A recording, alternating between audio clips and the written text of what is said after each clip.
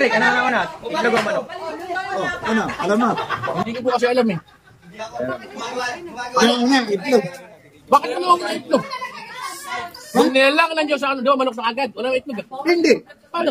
Yung unang nilalang ng Diyos. Eh si Adan. Yun. Oh. Kaya, nauna ang itlog sa Una manok. Ah, si Chia, dito ba yun? Oh, ito pa. Sige. Ito pa. Apo. Ito pa paliwanag. Ah, iba. Sino ang unang engineer Yun. sa buong mundo? 1, 2, 3. Sino? Ang unang engineer sa buong mundo ay babae. Ha? Si Eva. Bakit naman? Siya ang unang nagpatayo. Kaya Dan? Saan na Dan? Alam ko naman yung host eh.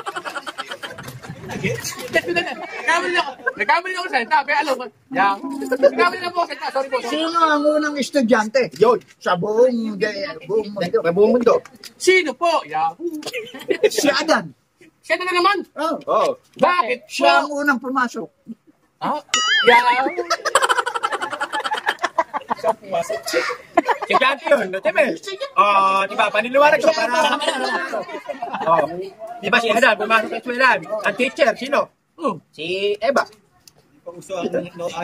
Unang engineer. Oh, engineer. Ay, Eva! Nalulungkot ako. Siya ang unang nagpatayo. Oo nga po. Para hindi ka malungkot. Nalulungkot ako, Tatay Rick.